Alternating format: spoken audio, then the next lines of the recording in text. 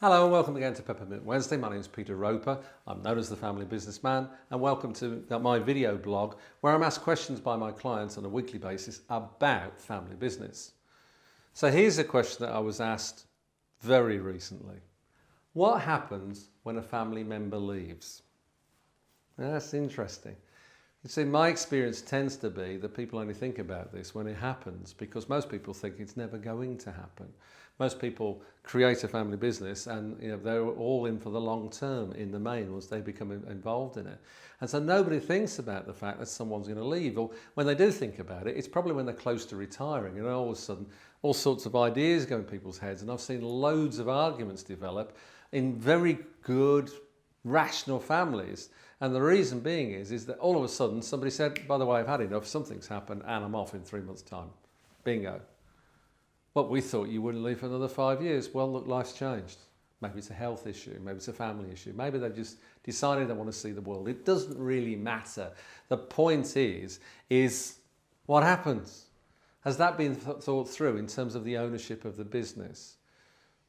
When a family member leaves, what happens to their shares? Do they keep the shares? Do they lose the preference for voting inside the business? Do they keep an amount of shares? Are they allowed to sell the shares? And if so, who are they allowed to sell them to? Other members of the family or to anybody? What do you do with all that? You see, the thing is if you put some thought and effort into this, it's quite straightforward. If a family member then comes up and says, you know what, guys, life's changed, it's changed. That's it. Life's changed. I'm going to go around the world because I've decided I want to. Then if it's in place, everybody's clear and upfront what's going to happen. This is a shade of grey that's very dangerous. It's very dangerous because it can impact on that family. So if somebody says, you know what, I'm sorry guys, I've done all I can with this family business, I'm off. Unfortunately, it's not paying me enough. I've had a huge offer from somebody else.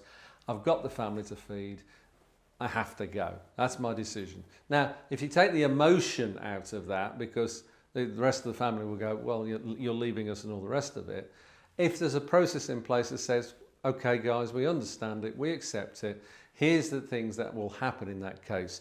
You can keep the shares, but you can't vote, or you don't keep your shares, or actually you can sell them to somebody, or whatever. All that process, if you've got it in place, means that because life changes or a curveball appears in somebody's life, all of a sudden, it doesn't throw a complete wobble inside the family, and because of that, the business, because at the end of the day, the business is inanimate.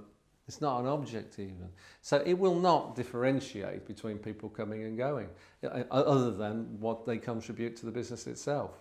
So in many ways, think about what happens when somebody leaves. Have you got a process in place that enables everybody to know and understand what that means? And so that when they're starting to make those awkward, major life-changing decisions, they already know the effects and the consequences of what that would have on the business and those family members that are a part of it. So, get on social, send me an email. I always answer them personally. Let's talk about what happens when family members leave family businesses. What experience have you had? Let's share that information. But for now, this is Peppermint Wednesday. My name is Peter Roper. I'm known as the Family Businessman. And remember, if I can help you in any way, just let me know. Thanks for listening.